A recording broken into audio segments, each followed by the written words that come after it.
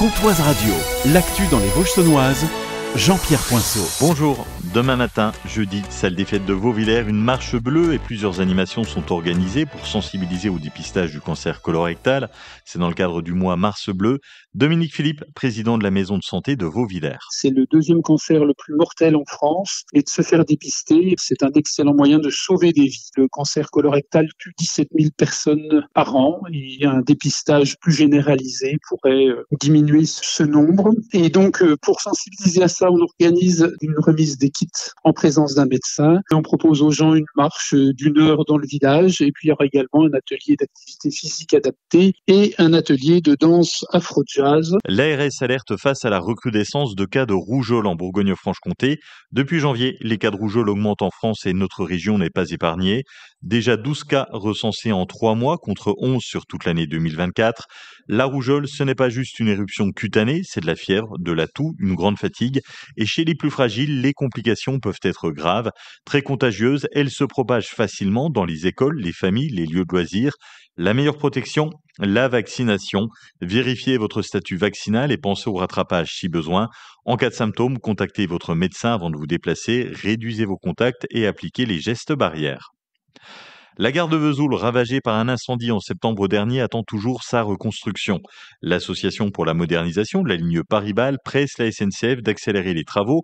L'objectif, rouvrir le bâtiment et ses guichets, jugés essentiels pour les voyageurs. En parallèle, les travaux d'électrification de la ligne avancent. Là, c'est sur l'Aube. Ils ont débuté en février et ils vont perturber la circulation ferroviaire pendant 3 ans. Mais un itinéraire de substitution est prévu pour maintenir les liaisons entre l'est de la ligne et Paris. L'Union des élus pour la ligne Paris-Bâle, qui regroupe plusieurs collectivités, réaffirme son engagement pour une mobilité durable et performante. Leur objectif, anticiper l'avenir de cette ligne à l'horizon 2050. Samedi, éclipse partielle du soleil. Elle se déroulera entre 10h et 13h. Vous pourrez l'observer à l'œil nu avec des lunettes adaptées, car regarder l'éclipse solaire sans protection adaptée est risqué. Marie-Agnès Valentini de la CPTS Luxeuil-Vosges-Saunoise. Regarder une éclipse solaire sans protection ou à l'œil nu est encore plus dangereux parce qu'on n'a pas l'effet éblouissement que procure le soleil quand il luit normalement. On a constaté généralement des lésions et des brûlures rétiniennes, notamment au centre de la rétine, à cet endroit qu'on appelle la macula, où on a une concentration de cellules qui permettent 90% de l'acuité visuelle, et une brûlure à ce niveau-là peut créer soit une très forte baisse d'acuité visuelle, aller jusqu'à une baisse de champ visuel central. Pour protéger votre vue, vous utilisez des lunettes de protection. Ces lunettes sont spécialement fabriquées pour chaque éclipse bien spécifique, à ne pas réutiliser. Les lunettes spéciales éclipse sont disponibles auprès de vos opticiens. À Faverney, les dégâts causés par les sangliers se multiplient et exaspèrent les agriculteurs. Laurent Fisson, exploitant local, a vu plus de 3 hectares de ses cultures retourner depuis l'automne. Malgré les consignes de la direction départementale des territoires demandant d'intensifier la chasse, il estime que les actions n'ont pas été suffisantes. La chasse privée, pointée du doigt, se défend en expliquant que certaines battues avec 50 chasseurs n'ont pas permis d'abattre d'animaux.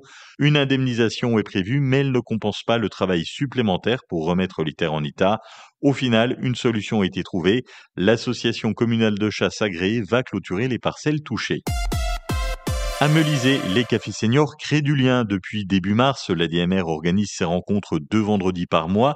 C'est ouvert aux plus de 50 ans. Autour d'un café, ils participent, échangent, découvrent des ateliers variés, comme la prévention des chutes, l'art-thérapie, la sophrologie ou encore la gastronomie. Et surtout, ils partagent un moment convivial. Des tests par fumigène sont réalisés à Villers-Lure avant les travaux de renouvellement du réseau d'assainissement. Ils ont lieu aujourd'hui et demain de 8h à 16h dans les rues Neuve, Saint-Léger et le secteur des Breleux.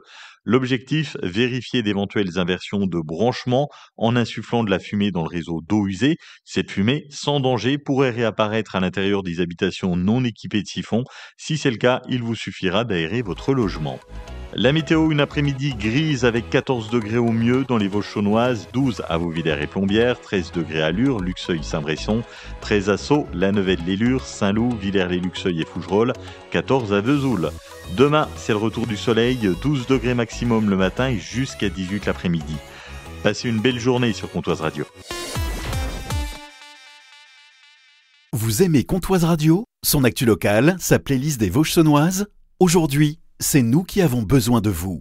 Pour continuer à vous informer et vous divertir, nous lançons un appel aux dons. Soutenez-nous. Retrouvez le lien sur notre page Facebook en publication épinglée ou écrivez-nous en message privé. Merci pour votre soutien.